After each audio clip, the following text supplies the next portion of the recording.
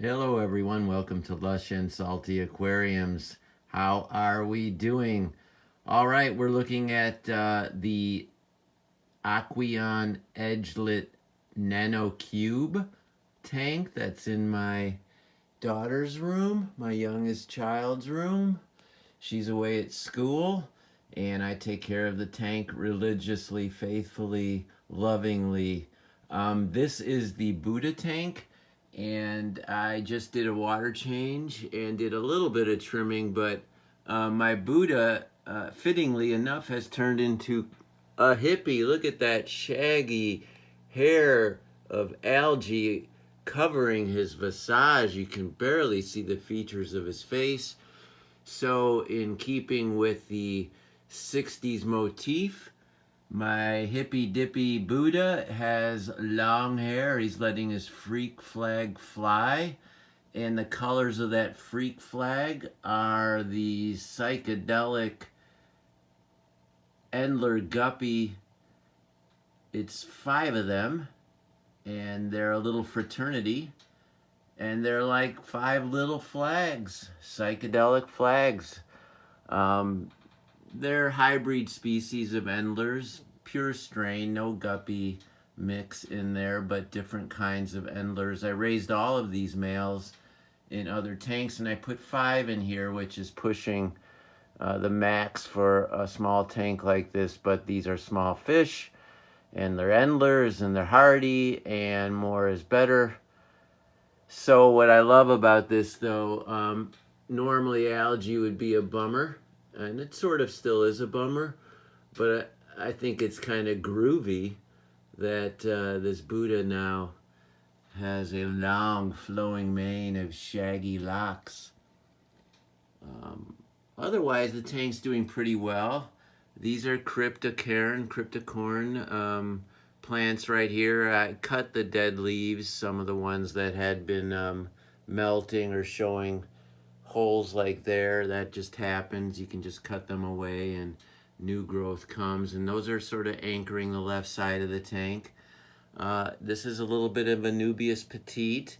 And some straggling Monte Carlo, the lighter green plant there.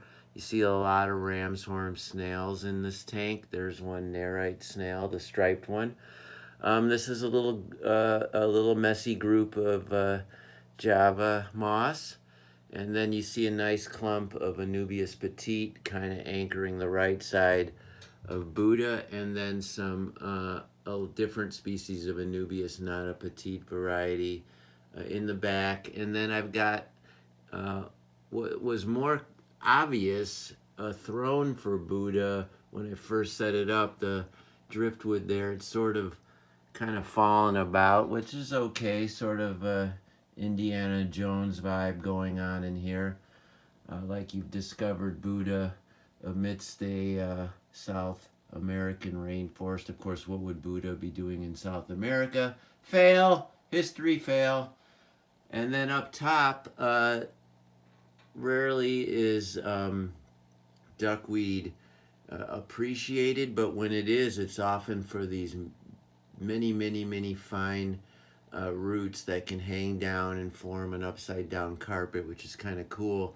The frog bit's doing right now. Normally it would have a longer flowing root stock, but it comes and goes. It'll get stronger, I think, as winter time approaches and the water gets a little bit cooler. Who knows? It comes and goes, though. Sometimes I have all I can handle with frog bit, and then sometimes it gets thin like this. But I have a hang-on back filter. I've talked about it before. This thing is like $14. It's a Wazoo, Azu, Izu. There's about 5 versions of the same exact small hang-on back. Just Google Nano tank hang-on back filter. You'll quickly come to the ones that I came to, and they work just fine. I've got micro pellets in there, or biomedia pellets. And right now that's all I have because there's a lot of plants in here. And for me, a relatively modest bio load.